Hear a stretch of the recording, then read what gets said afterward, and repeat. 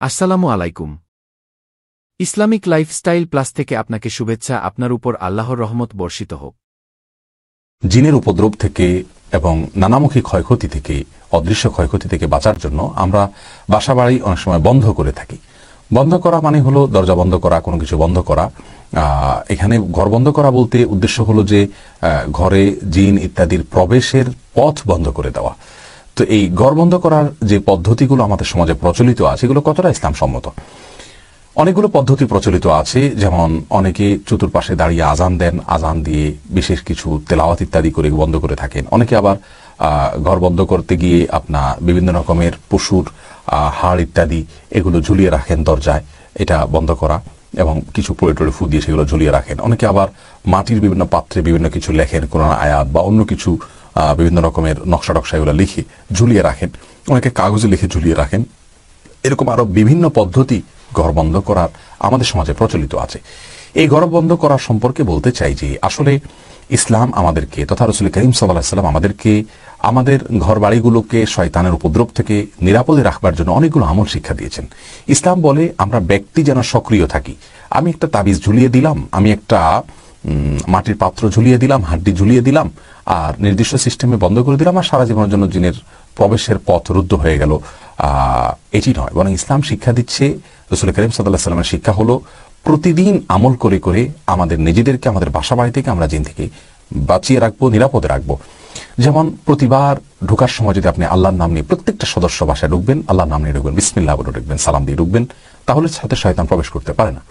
আবার আপনি যখন খাবেন তখন শয়তান প্রবেশ করতে পারবে না। খাবার সময় যদি বিসমিল্লাহ পড়ে খান, ঘুমাবেন বিসমিল্লাহ পড়ে ঘুমাবেন, প্রত্যেকটা কাজ আল্লাহর নাম নিয়ে করবেন, বিসমিল্লাহ বলে করবেন, ইনশাআল্লাহ শয়তানের উপদ্রব থেকে আপনি বাঁচতে পারবেন। এটা হলো ঘর বন্ধের নববী পদ্ধতি।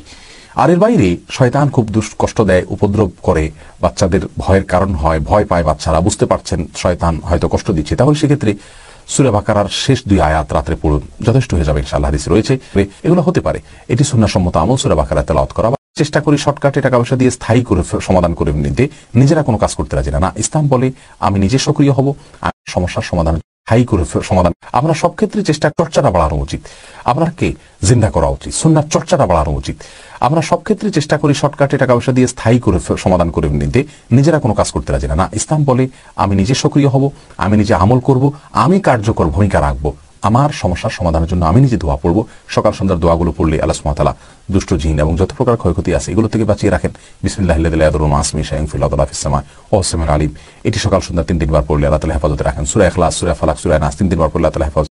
জিনপরি ও দেবদানব সহ যাবতীয় অনিষ্টকারীদের অনিষ্টের হাত থেকে বাঁচার জন্য একজন মুমিনের করণীয় হচ্ছে পারতপক্ষে সর্বদা পবিত্র থাকার চেষ্টা করা এবং জিনের আশ্রয় কামনা করার বদলে বিভিন্ন দোয়াকালাম পাঠ করে আল্লাহর কাছে আশ্রয় চাওয়া। কেননা যে কোনো বিপদ থেকে বাঁচার জন্য আল্লাহর কাছে আশ্রয় প্রার্থনা করা হচ্ছে তার একটি বিশেষ ধরনের উপাসনা। কিন্তু দেশের গ্রামাঞ্চলের সাধারণ মুসলিমদের দেখা যায় মাছ ধরার জন্য কোনো পুকুর বা বিল সেচ করলে তারা সেচ কাজ আরম্ভ করার পূর্বে দুষ্ট জিন যাতে মাছ অন্যত্র সরিয়ে না নেয় সেজন্য পুকুর বা বিলের পাড়ে শিরুনি তৈরি করে নিকটস্থ কোনো গাছের নিচে এর কিছু অংশ রেখে দেন এবং এর মাধ্যমে পুকুর বা বিলের পার্শ্ববর্তী জিনের সন্তুষ্টি কামনা করেন ও তার অনিষ্ট হতে বাঁচার জন্য তার নিকট আশ্রয় প্রার্থনা করেন।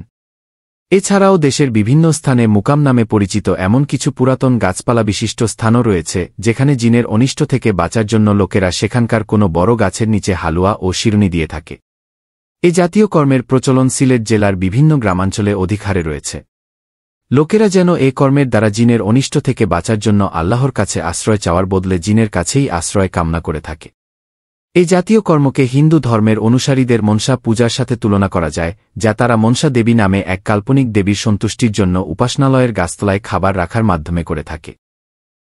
কাজল আপনার ছেলেকে বদনজর থেকে বাঁচাতে পারে না, বদনজর থেকে বাঁচাবে কে? আপনি সূরা ফাতিহা পড়ে ছেলের গায়ে ফু দেন, সূরা ফালাক পড়ে ফু দেন, নাস পড়ে ফু দেন, আপনার ছেলেকে সুস্থ রাখবে কে? বিশ্বনবীকেও জাদু করা হয়েছে, কি আজীব তামাশা! বিশ্বনবীকে জাদু করে 6 মাস অসুস্থ রাখা হয়েছিল। জাদু করেছে ইহুদিদের বন্ধু লাবিদ ইবনুল আসাম। 6 মাস বিশ্বনবী ছিলেন অসুস্থ, দাঁড়াতে পারে না, বসতে পারে না, নামাজ পড়তে গেলে কষ্ট হয়।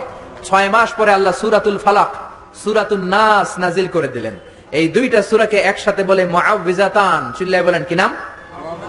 মুআউযিজাতান। চিল্লায়ে বলেন কি নাম? এই দুইটা সূরা পরে যদি ফু দেন কোন জিনের বাদশাও আপনার ছিটেফোঁটা কিচ্ছু করতে পারবে না। চিল্লায়ে বলেন ঠিক কিনা? এজন্য সূরা ফালাক পরে ফু দিবেন, নাস পরে ফু দিবেন, ছেলেকে সুস্থ রাখবে কে? ইসলামিক লাইফস্টাইল এ আরও সুন্দর সুন্দর কাহিনী, হাদিস এবং নতুন ভিডিওর জন্য অবশ্যই সাবস্ক্রাইব করে সাথে থাকুন।